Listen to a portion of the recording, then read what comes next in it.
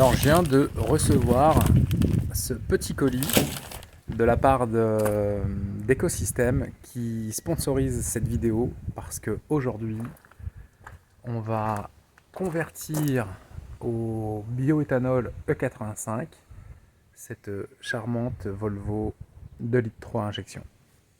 10 de l'Ecosystem V3, le faisceau électrique avec les injecteurs et les diverses connectiques.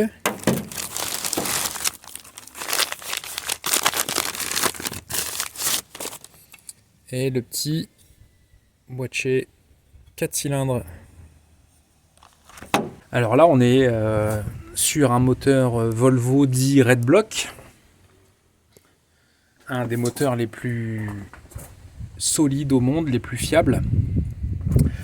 On distingue là les 4 injecteurs. Alors autant dire que il y a rarement plus facile pour convertir un véhicule au bioéthanol E85. Je vais vous expliquer, mais en gros là le montage il y en a pour 10 minutes montre en main. Hein. Bon, je vais vous réévoquer le principe avant de la conversion au 85. Donc pour faire fonctionner un moteur essence à l'E85, soit on peut reprogrammer les véhicules modernes, mais un véhicule ancien comme ça, à calculateur motronique des premières générations, on peut pas le reprogrammer facilement. Donc la solution la plus fiable, la plus simple et la moins coûteuse, c'est d'y adapter un boîtier E85 qui va simplement allonger le signal d'ouverture des injecteurs envoyés par le calculateur aux injecteurs. C'est un boîtier qu'on va intercaler juste en débranchant comme ça les prises des injecteurs. Mais je vais vous montrer des petits tips et des petites choses à vérifier pour vraiment s'assurer que ça va fonctionner. Alors là on est sur une Volvo à moteur 2,3 litres injection Bosch, mais cette injection est tout à fait similaire à par exemple une Golf GTI, au Porsche des années 84 à 88. Il y a énormément de véhicules des années 80-90 qui ont cette architecture d'injection très très simple. Alors concrètement, le faisceau d'injecteur va s'intercaler au niveau de la connectique d'injecteur venant du calculateur et l'injecteur en lui-même. Et pour le reste du faisceau, on va avoir besoin de brancher un plus après contact et deux masses ici, le fil noir et le fil bleu. Alors pour le plus après contact, c'est tout simple, je vais me rebrancher sur le plus après contact de la bobine. Il n'y a pas mieux pour alimenter le boîtier E85. Et puis pour la masse, on va se brancher sur la masse qui sera la plus intéressante à utiliser au niveau de nos emplacements. On va essayer de passer le faisceau de manière très propre et discrète.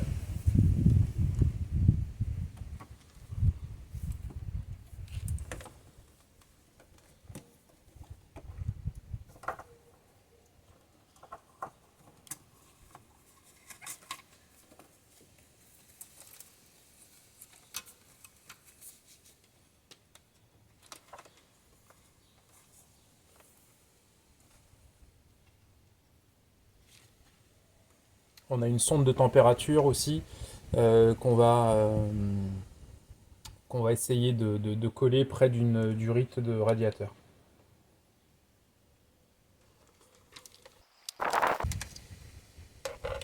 Alors ici on a un petit interrupteur qui permet de basculer en position 1 en version bioéthanol E85. Et si un jour vous avez un problème pour vous approvisionner en E85, vous pouvez très bien utiliser du sans-plomb et à ce moment-là, il faudra juste basculer l'interrupteur sur 0. Ceux qui feront des montages super jolis, très évolués et peut-être un peu plus pratiques mettront cet interrupteur dans l'habitacle, mais moi ça me coûte rien de lever le capot et d'appuyer sur le bouton si jamais je dois repasser au super sans-plomb.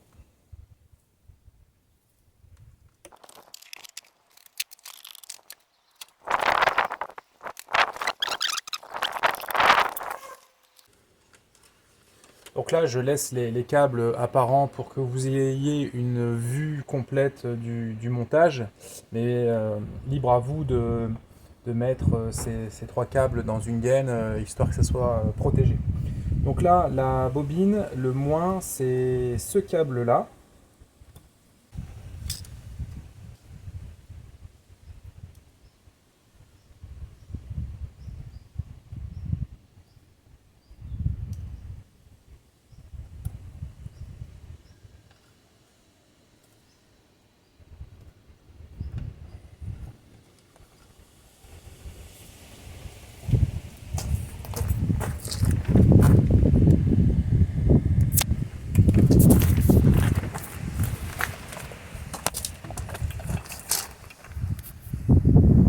Alors pour le branchement des injecteurs, il n'y a pas d'ordre à respecter hein, dans ces câbles-là, c'est juste le côté pratique et la longueur des câbles. Donc on va faire comme ça, le premier débranché.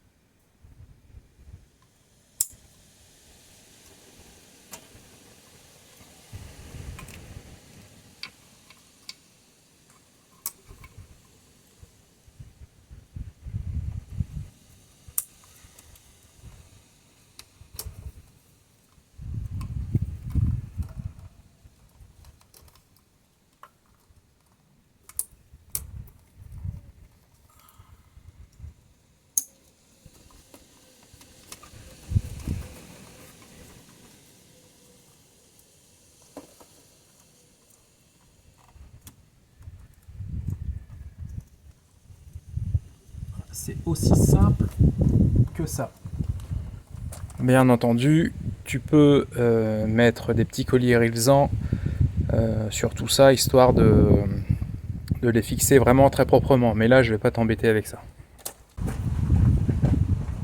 Ensuite, ton boîtier, bah, tu le connectes avec la connectique automobile. Tu loges ton boîtier là où il te convient.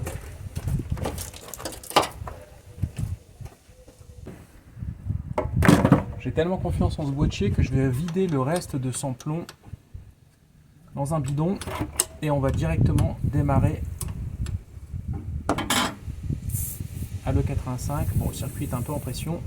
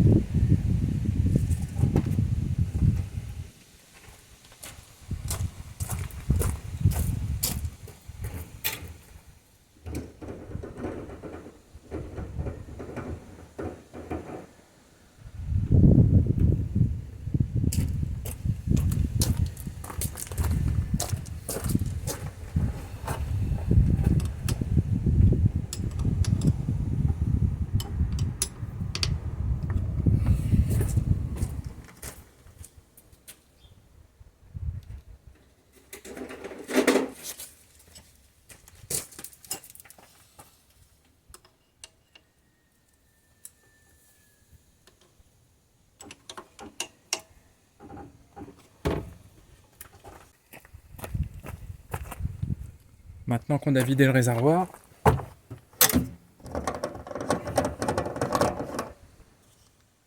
on va le remplir d'eau 85.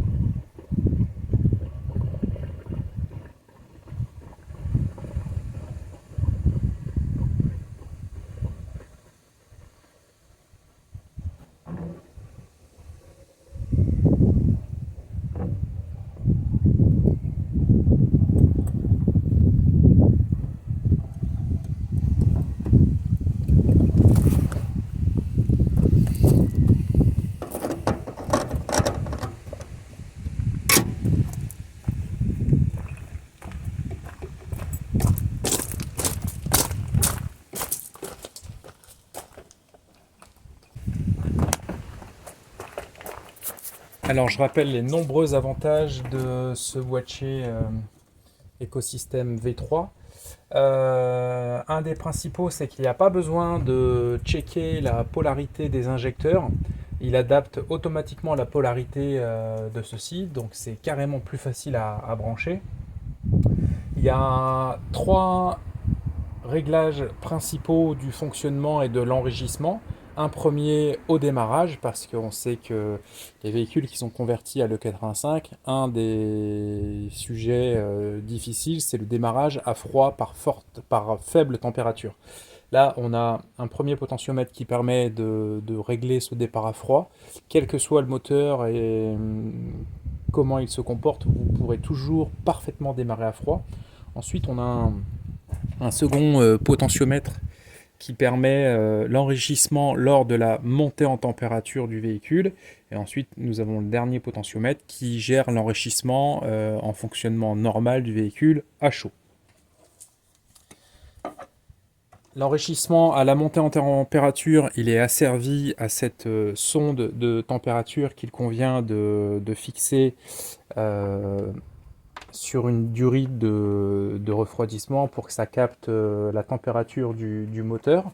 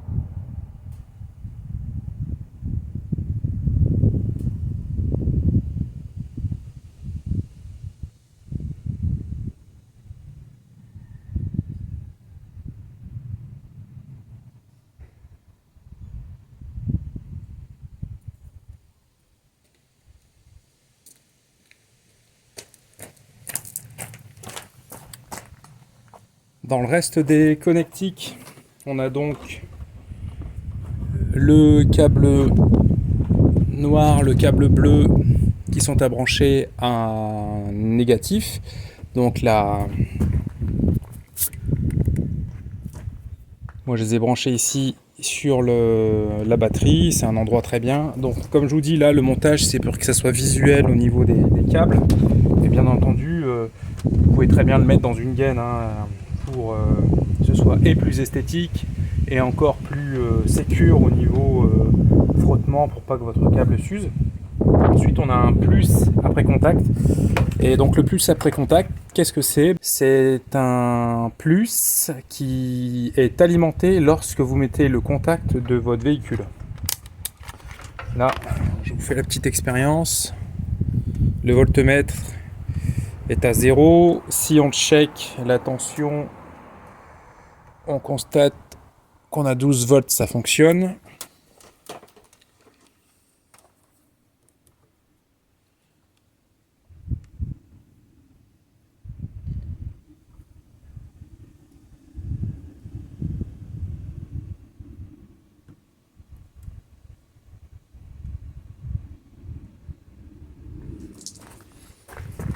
Donc là j'ai choisi comme plus après contact l'alimentation de la bobine d'allumage.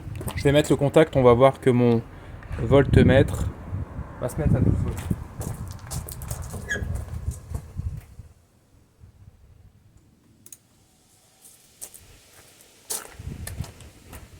Donc on voit bien que le voltmètre indique quasiment 12 volts, donc on a bien du plus après contact. Je vais retirer le contact. Je le vois au passage, on voit bien que notre boîtier clignote, il est sur la montée en température parce qu'il fait environ 24 degrés, donc il n'est pas sur le mode démarrage à froid.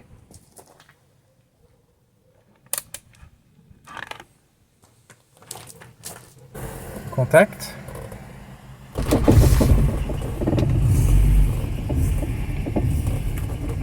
Et c'est parti. Bon bah ça roule à bord de notre brique suédoise.